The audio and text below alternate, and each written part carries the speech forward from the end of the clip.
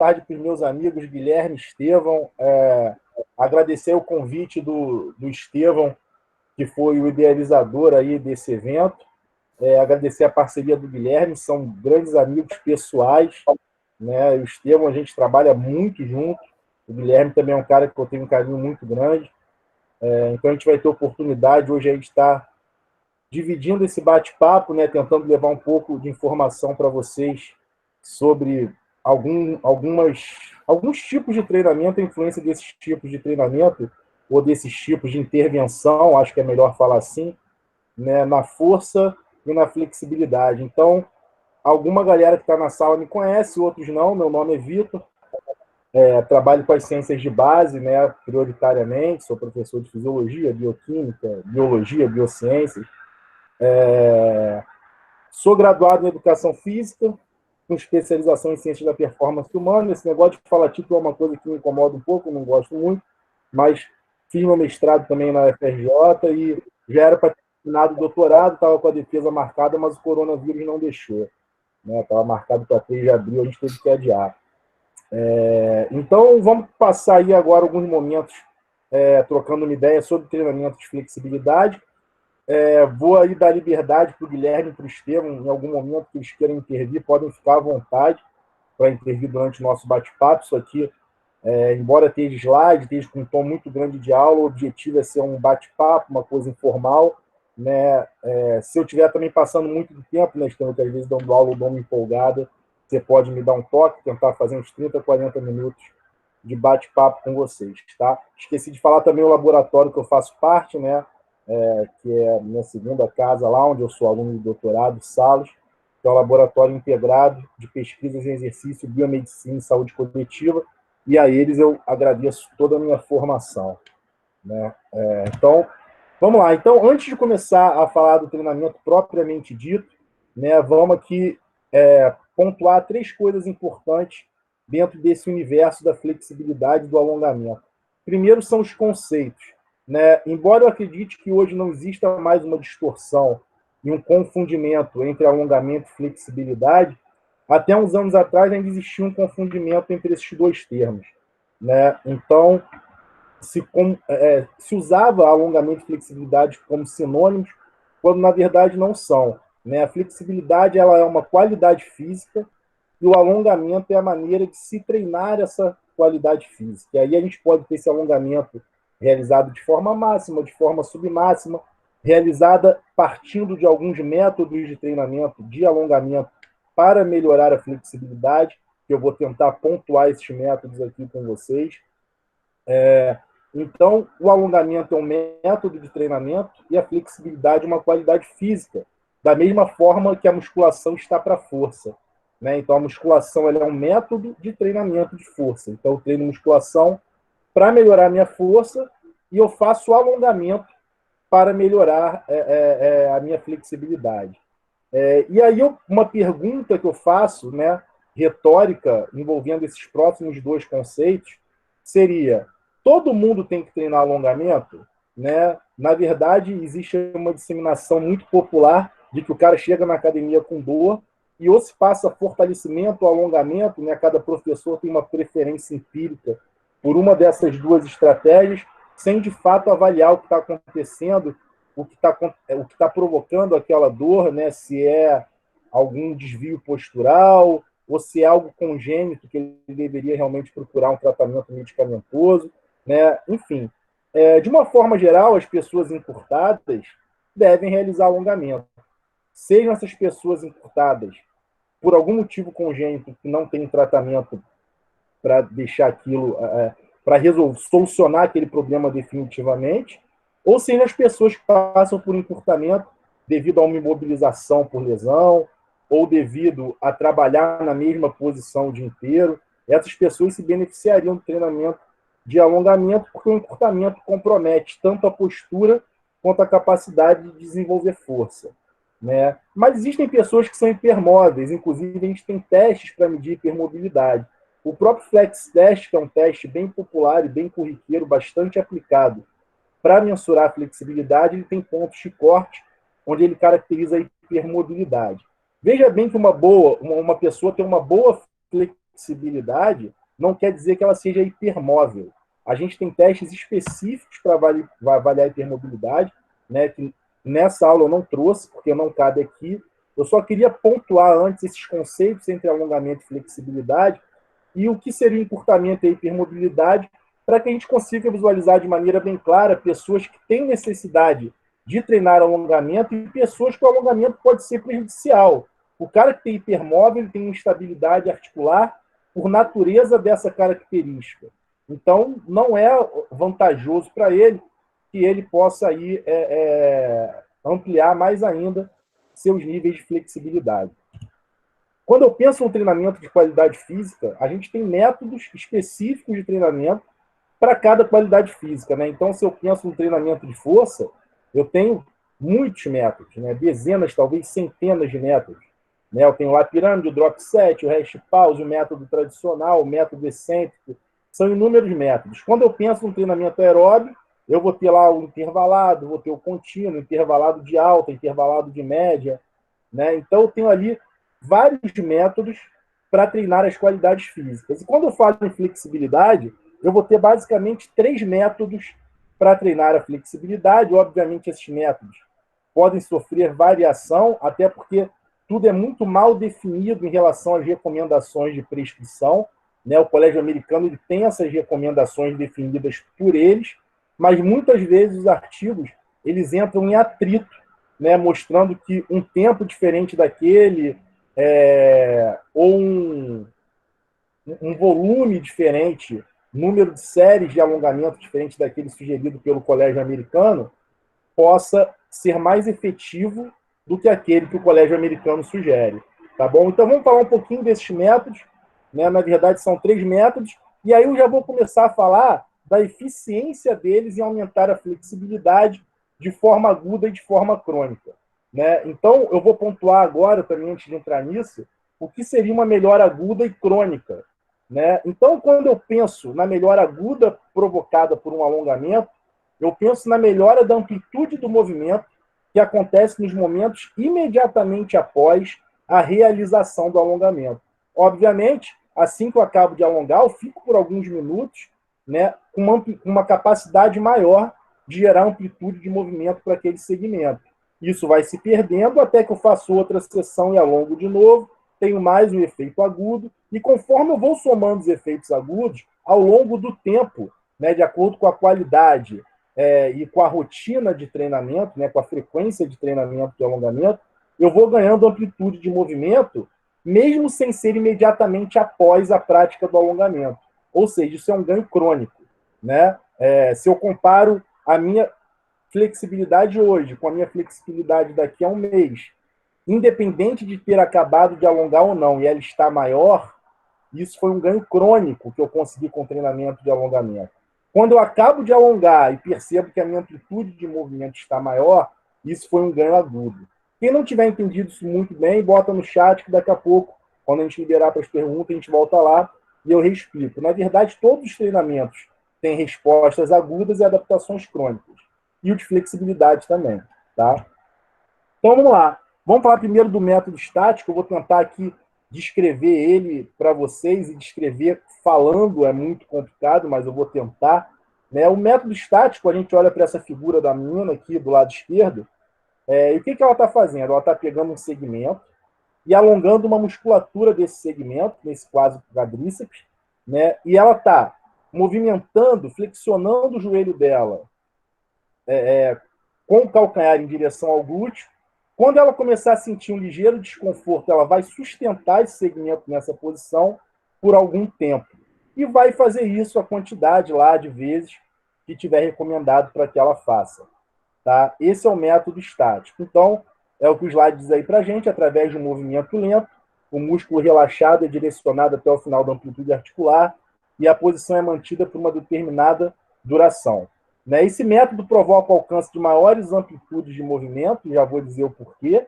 Né? É indicado para quem nunca fez alongamento, porque é um método estático, você não tem movimento, né? Então você precisa de uma menor familiarização, de uma menor qualidade de gesto para realizar aquele tipo de alongamento. né? Porém, ele perde a especificidade esportiva porque os esportes não são praticados de maneira estática, né? Então, a gente fala muito que alongamento aquece. O alongamento estático, obviamente, ele não aquece, né? Ao contrário, ele prejudica a irrigação sanguínea daquele local e o aquecimento sugere aumento de irrigação sanguínea para poder aumentar a temperatura, né? Então, teoricamente, ele tem o menor risco de lesões, não que os outros tenham risco. Isso é uma visão um pouco mítica dos outros tipos de alongamento, principalmente do balístico.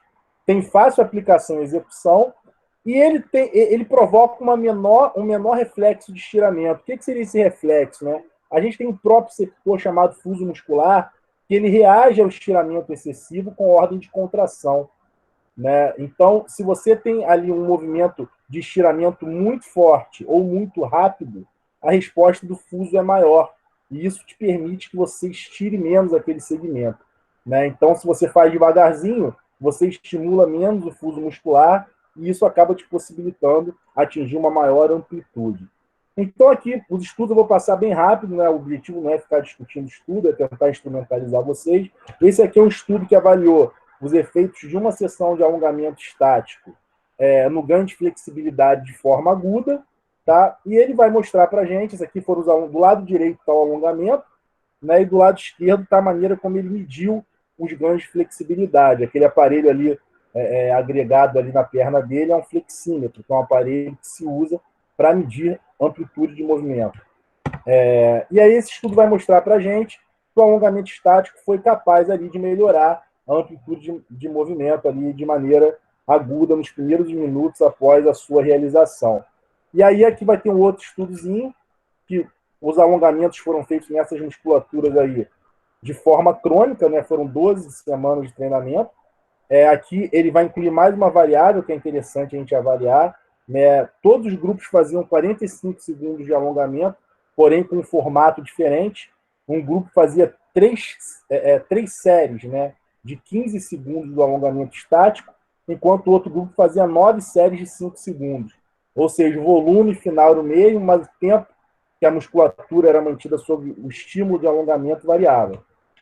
Então, aí vem um monte de tabela aí com resultados, e o que interessa para a gente é mostrar que as duas maneiras provocaram ganhos de flexibilidade ao longo do tempo, de maneira crônica, e que o grupo que alongou durante 15 segundos, né, que sustentou esse estímulo por mais tempo, embora tenha treinado o mesmo volume que o outro grupo, ganhou mais flexibilidade. Então, o que fica aí para a gente de aplicabilidade prática disso, né? O alongamento estático, ele é útil para aumentar a amplitude de movimento, tanto de maneira aguda quanto crônica, e parece que estímulos mais longos, né, durante o mesmo estiramento provocam uma melhor adaptação de forma crônica. Tá?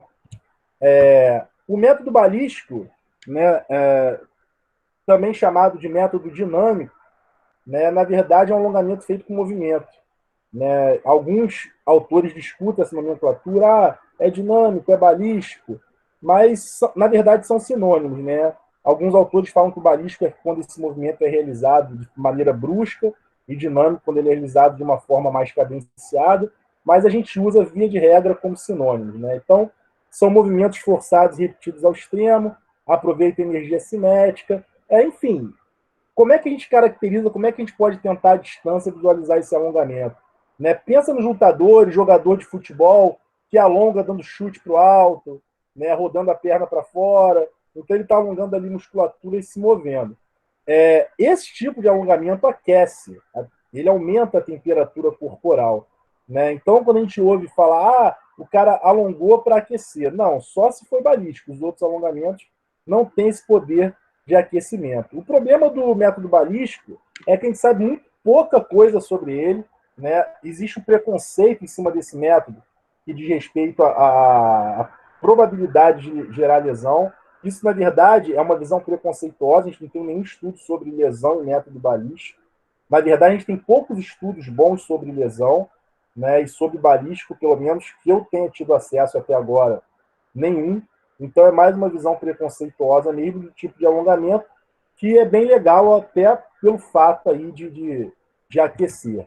Né? Então, vamos fazer o mesmo raciocínio do estático. Né? Vamos ver aí um estudinho agudo e um estudinho crônico. sobre esse tipo de alongamento. Então, esse estudo aqui é agudo, foi avaliado aí o efeito do alongamento balístico e do estático nos minutos subsequentes à realização do alongamento. Como já se sabe da eficiência do estático, foi se comparar com o balístico, né? E o resultado que a gente chegou foi que tanto o estático quanto o balístico, eles aumentaram a amplitude de movimento sem diferença significativa entre eles, quando isso foi observado de forma aguda. Tá? Agora, de forma crônica, né, mais uma vez comparando sempre com o estático, que é um método aí já bastante disseminado na literatura pela sua eficiência no aumento da amplitude de movimento. E, mais uma vez, tanto balístico quanto estático provocaram melhoras na amplitude de movimento de maneira crônica. Tá? Então, o que fica para a gente do balístico? Ele é tão interessante quanto o estático para melhorar a amplitude de movimento, tanto de forma aguda quanto de maneira crônica. Então o que eu levo em consideração para escolher um ou outro? Depende. Você quer aquecer com alongamento? Se você quer aquecer com alongamento, tem que ser balístico.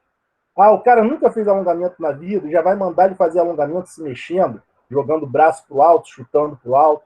Não, vai no estático. Né? Então, se a gente sabe que os dois são eficientes e que não existe evidência de lesão em nenhum dos dois, e que as evidências de prescrição são muito limitadas, o nosso bom senso também deve pesar na hora de decidir qual método eu vou aplicar. E, por último, a facilitação neuromuscular proprioceptiva, que eu vou tentar explicar. Acho que esse método é um método aí, mais complicado da gente explicar à distância, mas eu vou tentar mostrar isso para vocês. Então, como funciona o FNP? Você pega o segmento e estira até um ponto de desconforto.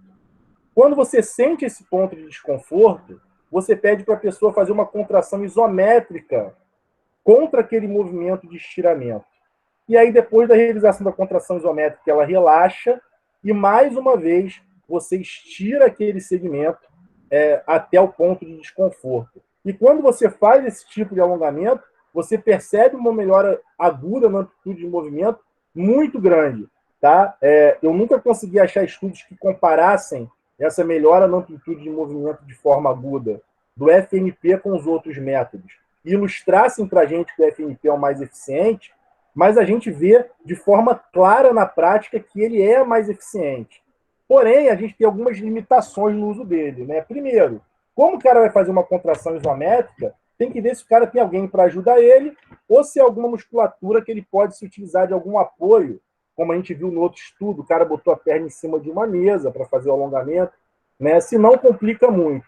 E até para que a gente consiga fazer esse tipo de alongamento em alguém, a gente tem que procurar sempre um movimento que o sujeito alongado fique na desvantagem mecânica, senão ele pode voltar com muita força na contração isométrica e comprometer a qualidade do trabalho. Né? Se o cara também está com alguma lesão que sente dor ao fazer a contração isométrica, você deveria evitar esse tipo de alongamento, mas se ele vem de uma lesão onde ele está recuperado e precisa aumentar a amplitude de movimento rápido, de maneira mais rápida, né, o método FNP provoca esse ganho de amplitude de movimento de maneira bem rápida. Tá?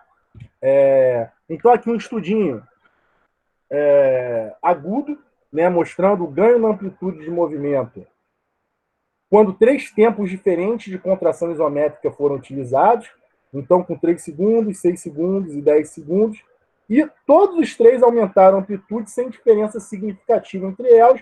A gente percebe que quando a contração foi um pouquinho maior, teve um ganho mais notório, mas esse ganho não foi identificado pela estatística. Tá?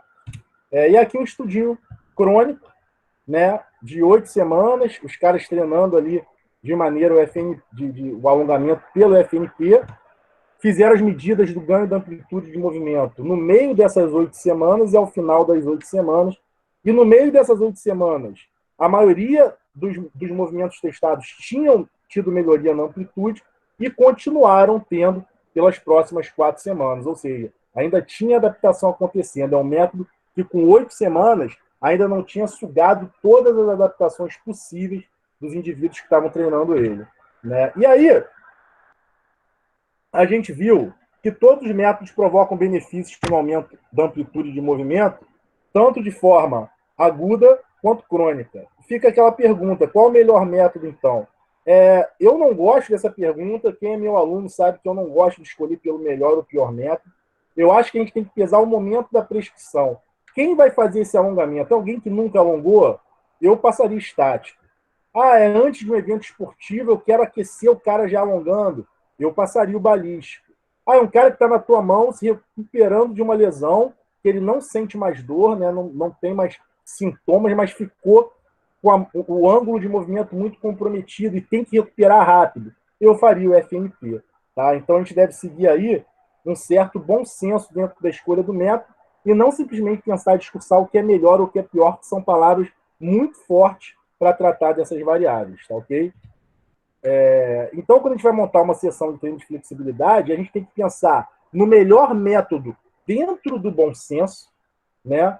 E para isso, para escolher o melhor método dentro de um bom senso, eu tenho que pensar na praticidade daquele momento, né? O que o aluno está precisando, qual a experiência daquele aluno com alongamento e, obviamente, nas evidências científicas, né? Porque sem evidência científica a gente não consegue fazer nada dentro de padrões comprovadamente eficientes, tá? Então é tentar juntar isso, juntar o meu bom senso, a minha experiência com o momento da prática do aluno e as evidências que possam sustentar o que eu estou fazendo.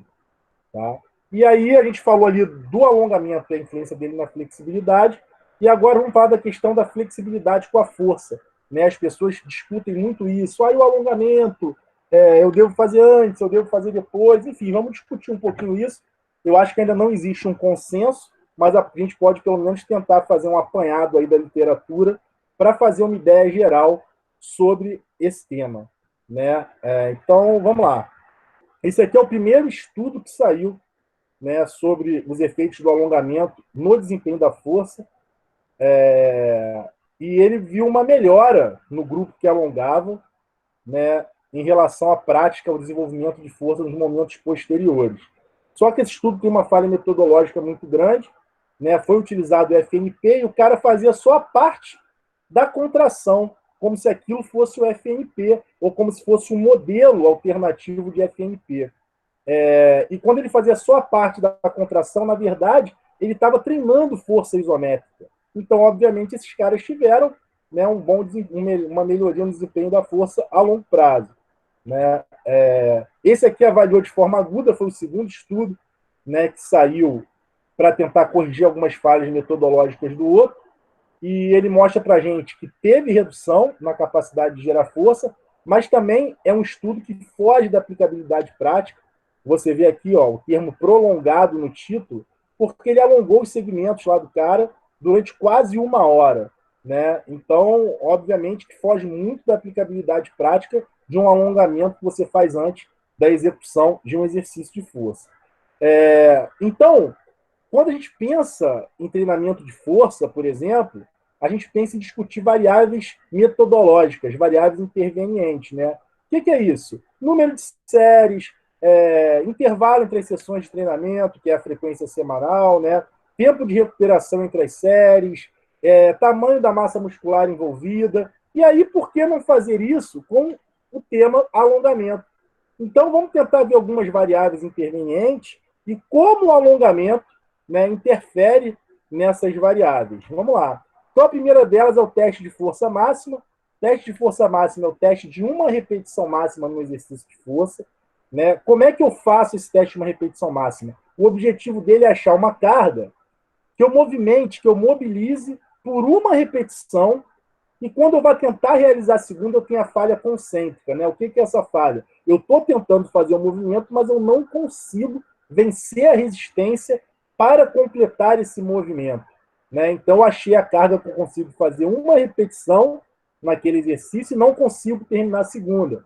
É uma falha concêntrica. Então, esse exercício ele comparou, né, um grupo que fez o teste de um RM sem alongamento e outro grupo que fez com alongamento.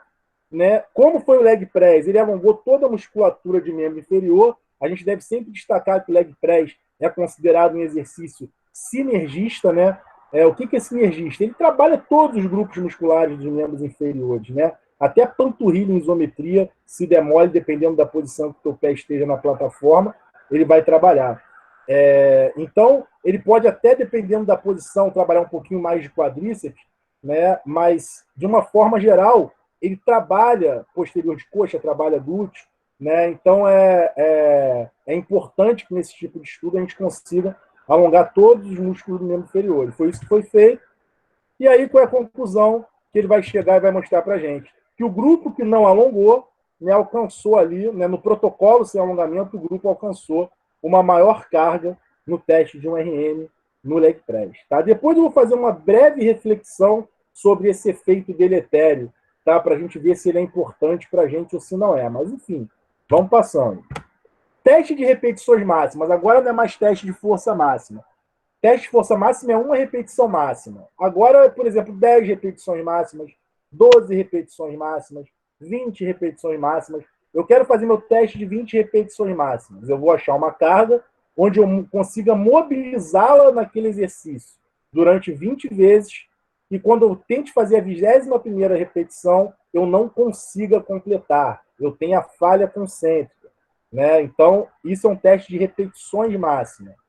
E a gente tem esse artigozinho aqui, né, que vai ali, o teste de 15 repetições, são testes de 10 RM, né, então ele vai ter um protocolo de aquecimento específico, né, onde vai ser realizado o exercício com uma carga menor, antes do teste de 10 RM, e o grupo alongamento, que vai fazer ali 4 séries de 20 segundos, né, para todos os músculos que envolvem o supino, que é o exercício que foi testado aqui. Então, o quadrante de cima mostra o que aconteceu pós-alongamento e o quadrante de baixo mostra o que aconteceu pós-aquecimento específico, né? Mostrando para a gente ali, evidenciando para a gente um efeito deletério do alongamento estático, um efeito otimizador, né, do aquecimento específico.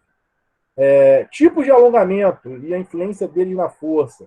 Né? Então, aqui a gente vai ter o efeito do alongamento estático e da FNP, sobre o desempenho de repetições máximas durante uma sessão de treinamento de força. Então, a gente tem 3 grupos ali, né? O alongamento estático e realizou a sessão de força, o alongamento FNP e realizou a sessão de força, e o grupo que fez o aquecimento específico e realizou a sessão de força. Os detalhes da descrição do estudo estão todos aí, eu não vou ficar lendo slide, isso aí vai ser enviado para vocês.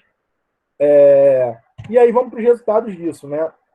Então, no meu gráfico aqui do lado esquerdo, ele separa o número de repetições alcançadas por exercício, né? Na barrinha branca, o pessoal que fez alongamento estático, a barrinha cinza que fez FNP e a preta que fez o aquecimento específico. A gente pode ver que o aquecimento específico sempre provocou uma melhora no desempenho quando comparado aos outros 2 grupos de alongamento. Né? Aqui a gente tem o somatório, né, nesse gráfico do lado direito, do número de repetições, não por exercício, mas por estratégia pré-treinamento. E a gente pode observar que, mais uma vez, o aquecimento específico conseguiu otimizar o desempenho quando comparado a qualquer um dos 2 tipos de alongamento. Né? Aqui a gente vai ter o estático e o balístico. Né? Então, a gente tem 3 grupos, né? Um alongamento estático, um balístico e um controle que não fez nada, vão alongar o quadríceps e o posterior de coxa. Né? Esses aqui são os movimentos de alongamento. O grupo que fez estático fez parado. O que fez balístico fez esses movimentos, fez esses estiramentos se movimentando. O teste foi feito no aparelho isocinético e também foi feito um salto. E aí ele mostra para a gente aqui no gráfico do lado direito, que foi a avaliação no isocinético, que o controle, né, não teve o efeito deletério, que foi provocado pelos outros 2 tipos de alongamento, né, mais evidentemente pelo estático, mas sem diferença significativa do estático para o balístico. Do lado esquerdo, eu tenho as condições salto. E aí, quando eu tenho a condição salto, não teve diferença significativa, e isso tem uma explicação bem razoável. Né? O salto ele envolve outras musculaturas e envolve contramovimento, né? Esse tipo de salto que foi utilizado aqui. Então, tanto a estratégia do contramovimento quanto a utilização de musculaturas que não foram alongadas podem ter contribuído para que não ocorresse prejuízo no desempenho de potência para o teste de salto. Aqui, estático e dinâmico, mais uma vez, né? A gente vai ter aí 3 condições. Um grupo vai fazer estático, outro dinâmico, o outro vai fazer controle. Né? E aqui a gente tem os resultados. E aí, esse estudo aqui, eu sempre trago ele, né, para fazer um papel aí de advogado do diabo, porque ele não encontrou efeito deletério, né? Nem do alongamento estático, nem do dinâmico, em relação ao controle. Né? Na verdade, esse estudo me tira da zona de conforto, porque eu venho dizendo para vocês que o alongamento estático, FNP, balístico, sempre tem efeito deletério, e aqui não teve. Mas eu não tenho interesse em estar na zona de conforto, eu tenho interesse em passar informação. Então, com essa informação, a gente vê que os nossos conhecimentos ainda são embrionários e que existem evidências conflitantes que devem ser levadas em consideração. Ou seja, ainda vale a pena fazer estudo sobre esse tipo de intervenção. Tá? Em relação ao número de séries, esse estudo aqui comparou de 1 a 6 séries de alongamento estático na força gerada pelos isquiotibiais na flexão de joelho, e ele vai observar que quanto mais séries foram feitas, maior foi o efeito deletério, mas que apenas uma série já foi capaz, né, de provocar esse efeito deletério na força. Né? Em relação ao tempo de alongamento,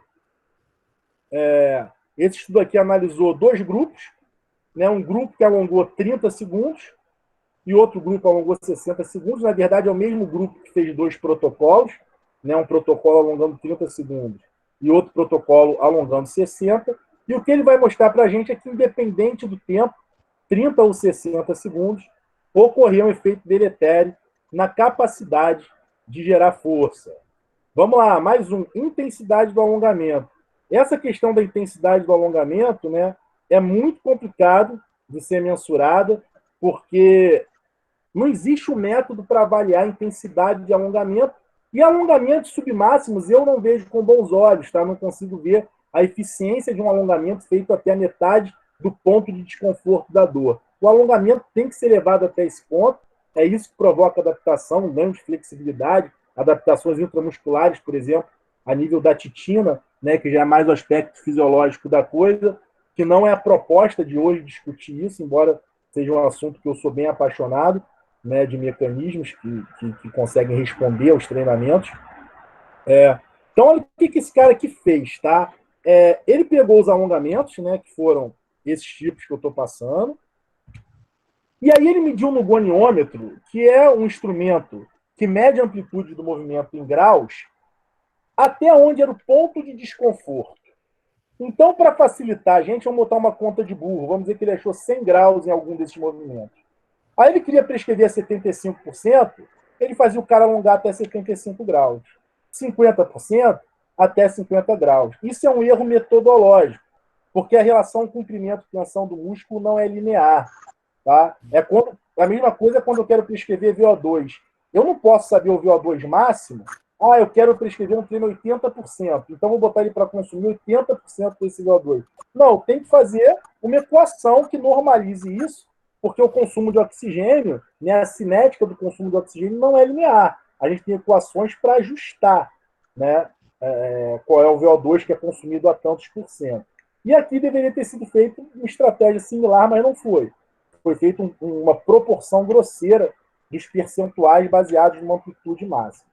De qualquer forma, ele testou lá o que ele chamou de 100%, 75% e 50%. A gente pode tirar algum proveito desse estudo, porque embora 75% não seja 75% de fato, mas é uma amplitude menor que 100%. E 50%, embora não seja uma intensidade de 50% de fato, é uma amplitude menor que 75%. Né? E aí ele analisou todos juntos, se a gente lê esse textinho que está aqui embaixo em inglês, ele mostra que fez ali a análise de todas as intensidades de alongamento juntas, para todos os tipos de salto. Ele fez salto com contramovimento, salto sem contramovimento, salto horizontal. Para todos os tipos de salto, ele achou efeito deletério de qualquer intensidade de alongamento. Tá? Tempo de recuperação. Isso aqui é uma grande sacada, porque a gente alonga e tem esse efeito deletério. E quanto tempo esse efeito deletério dura, né? Então, o Bradley tentou responder isso nesse estudo, fazendo alongamento estático, FNP, balístico, tendo um grupo controle. E aí ele alongava os caras e botava os caras para saltar 30 segundos após os alongamentos, 1 minuto após, 5 minutos, 15 minutos, 30 minutos, 45 minutos, até 1 hora. E o que ele vai mostrar para a gente é que esses efeitos deletérios eles duraram até os 5 minutos. Com 15 minutos, esse efeito na geração de potência não existia mais. Só que ele pulou 10 minutos. E aí a gente foi lá e fez um estudo avaliando esse momento 10 minutos, e a gente viu que com 10 minutos também já estava recuperado esse efeito deletério sobre a força.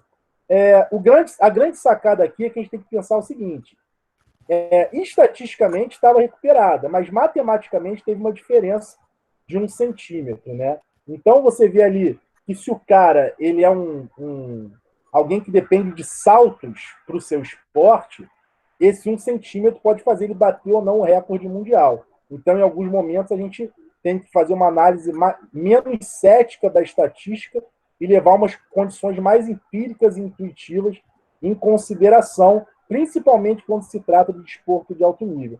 De qualquer forma, é muito interessante avaliar o tempo de duração desse efeito deletério em congruência com o tempo de duração do aumento da amplitude articular. Até agora eu não vi nenhum estudo que tenha investigado isso em paralelo. Eu estou orientando um trabalho assim agora numa pós-graduação.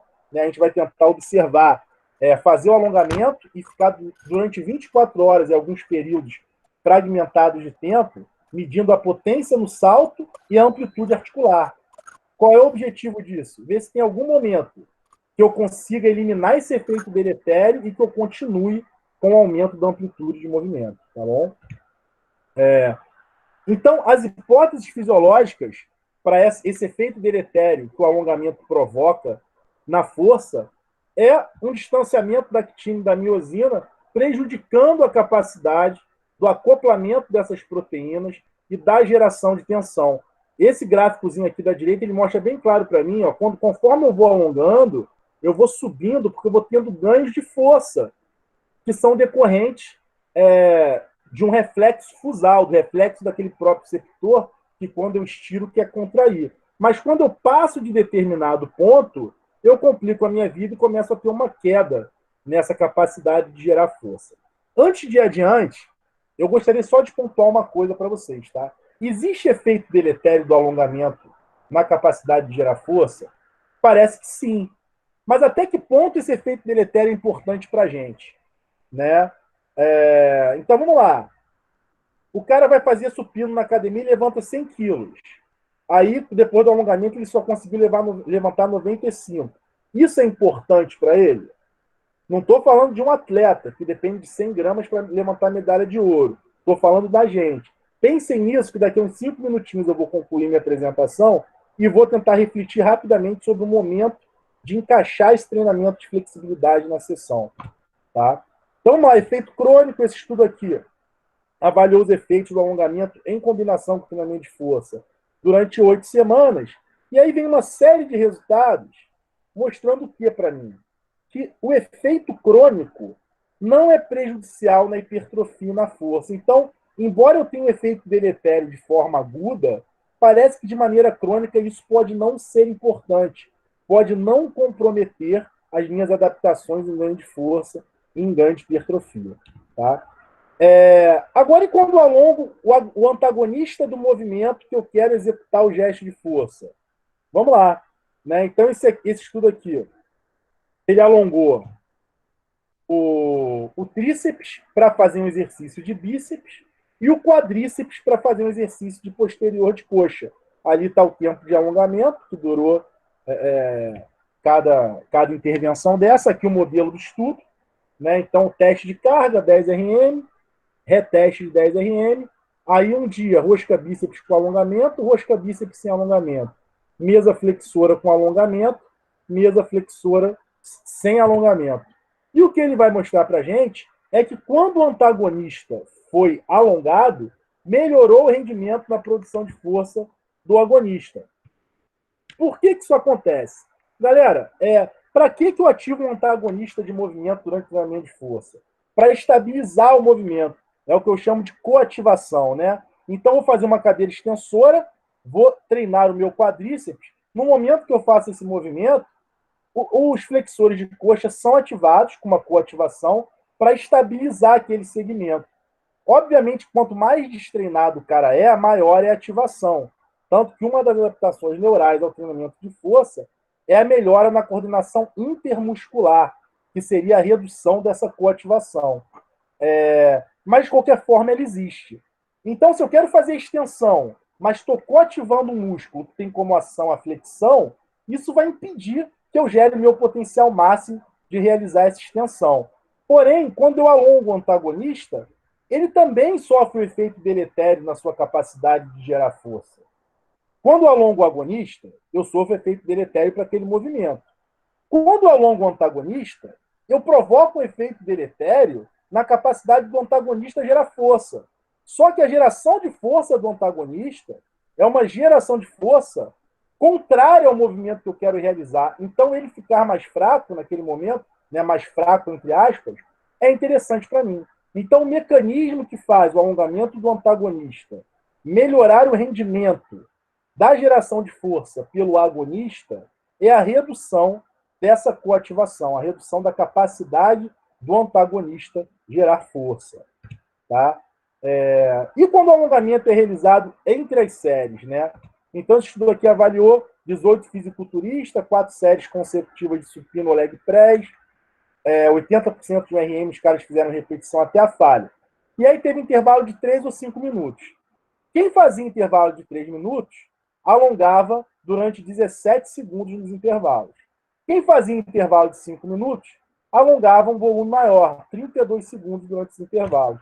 E os resultados vão mostrar para a gente que os grupos que alongaram, seja 3 ou 5 minutos, tiveram uma queda no número de repetições menor do que aqueles grupos que não praticaram o alongamento. Né? Ou seja, o alongamento entre séries parece que foi benéfico, né, para otimização da geração de força durante uma sessão de treinamento. Né? E por que melhorou? Melhorou porque eu posso ter uma fraqueza por excesso de alongamento, da mesma forma que eu posso ter uma fraqueza por retração. Né? Quando a gente está fazendo musculação, a gente sofre um fenômeno chamado hiperemia. Né? Durante a contração, eu gero um afluxo sanguíneo para aquele músculo. Quando essa contração cessa, eu tenho um desvio maior de sangue para aquele local, para compensar, um mecanismo compensatório dos momentos que aquele músculo ficou com a sua irrigação sanguínea comprometida. Esse maior volume de sangue dentro do músculo mexe com o posicionamento dessas proteínas contráteis, deixa elas mais próximas, deixa o músculo mais retraído. Então, se eu alongo, né, entre as séries, eu consigo, ao invés de distanciar elas, que aconteceria quando a gente alonga antes, simplesmente melhorar essa retração e possibilitar que eu recupere a minha capacidade de geração de força para aquele exercício. Antes de fechar, eu gostaria aqui de refletir sobre algumas coisas. Né? Então, a gente viu que qualquer tipo de alongamento, em qualquer intensidade, em qualquer volume, parece que tem efeito deletério sobre a capacidade de produzir força. Esse efeito deletério, depois de alguns minutos, parece que ele é revertido, né? Que ele some. Alongar o antagonista parece interessante para a geração de força no agonista. Alongar entre séries parece uma estratégia extremamente útil para a manutenção do volume de treinamento durante a sessão. E a gente deve pensar que, cronicamente, aqueles pequenos efeitos deletérios talvez não comprometam o ganho de força e ganho de hipertrofia. Então, o que a gente deve pensar é o seguinte: o cara só tem um momento do dia para treinar alongamento. É o ideal? Não. O ideal seria que ele treinasse alongamento em dias alternados, com treinamento de outras qualidades físicas, ou em momentos do dia distantes do treinamento de força, do treinamento aeróbico. Mas, enfim, se ele só tem uma hora para fazer tudo, você condena esse cara a nunca alongar, a nunca treinar flexibilidade? Não, se ele não é um atleta, você deve lembrar que esse efeito deletério, cronicamente, não vai prejudicar os ganhos de força e hipertrofia, pelo menos das evidências que a gente tem até agora, e de maneira aguda, talvez a magnitude desse efeito deletério não comprometa tanto assim a qualidade do treino. Né? Se eu vou levantar 100 quilos no supino e levanto 95, será que para mim isso é importante? Se for um cara que disputa medalha por levantamento de peso olímpico, aí é diferente. Esse cara não pode ter feito deletério nenhum, porque 100 gramas fazem ele bater o recorde mundial. Mas, de uma forma geral, para o nosso dia a dia, talvez esse efeito deletério não seja efeito deletério tão comprometedor assim. Tá, eu acabo aqui minha apresentação. Peço desculpas se eu me alonguei um pouco mais do que devia. E é isso, agradecer a quem me ouviu, aqui esse cara chato falar esse tempo todo, e ao Estevam e ao Guilherme que tiveram paciência de ouvir o que eles já estão cansados de saber. Tá? Então, vou interromper aqui o compartilhamento. Valeu, Vitor. Obrigado. Dá uma olhadinha no chat, por gentileza, que a Karen e o Rafael deixaram cada uma pergunta para você. Deixa eu ver aqui. Karen Carvalho. Existem muitas discussões. Vamos lá, pergunta da Karen. Existem muitas discussões sobre alongamento pré e pós-treinamento de corrida de rua. Mas pensando no tipo de treino, poderia ser indicado o balístico, caso o atleta não tenha lesões? Então, Karen, eu sou suspeito para falar que eu sou fã desse método balístico, tá? E a gente acredita até que esse método balístico comprometa menos os ganhos de força, porque ele ativa muito o fuso muscular, que é aquele próprio receptor que dá o reflexo de contração. Mas isso é uma hipótese. Não tem estudos mostrando isso, tá? Eu estou aqui falando por hipótese fisiológica, né? Eu tenho até, às vezes, esse problema com algumas pessoas de treinamento. Já ouvi, eu odeio fisiologista, eu odeio isso, porque algumas hipóteses que a gente tem na fisiologia não são hipóteses que os estudos de treinamento vão corroborar. Mas, de qualquer forma, se fosse, por exemplo, um treino de potência, antes de uma competição, né, não treino, antes de uma competição que vai exigir potência, eu não alongaria, tá? Agora, antes de treino, a gente viu que de forma crônica não vai ter comprometimento, não.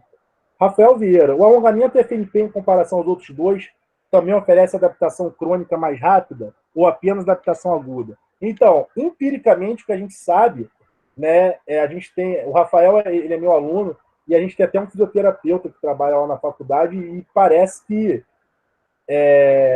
ele provoca a recuperação das amplitudes de movimento em um período de tempo menor, tá, Rafael? É o que a gente acha. Mas o FNP a gente tem que saber como é que vai prescrever ele, que tem muitos posicionamentos que a gente faz do FNP e que desfavorece a execução do próprio FNP. Fabiano Gomes, tem algum estudo que diz se é melhor alongar ou aquecer primeiro, ou vice-versa? Cara, os objetivos do aquecimento e do alongamento são totalmente diferentes, né? Então, por exemplo, alongamento, a gente não tem nenhuma evidência que ele previna a lesão e parece que ele causa um efeito deletério no desempenho. Aquecimento, também não tem evidência que ele previna a lesão, isso é empírico, mas parece que ele pode ter um efeito no desempenho sim. Tá? Quando eu penso em treinamento de força, a gente vê lá que o aquecimento específico, aí eu mostrei alguns estudos, em que ele otimizou o desempenho, e quando eu penso no treinamento aeróbio, o aquecimento, o aumento da temperatura, provoca uma reação fisiológica chamada de efeito Bohr. Então, não sei se vocês já ouviram, que é um fenômeno onde a dissociação do oxigênio da hemoglobina fica mais fácil. Então, eu acabo disponibilizando mais oxigênio para os tecidos. Então, alongar ou aquecer primeiro é uma pergunta que não tem resposta direta. Depende do que você quer atingir com aquele alongamento ou com aquele aquecimento. Valeu? Isso aí. Isso aí, Estevão. Me escuta?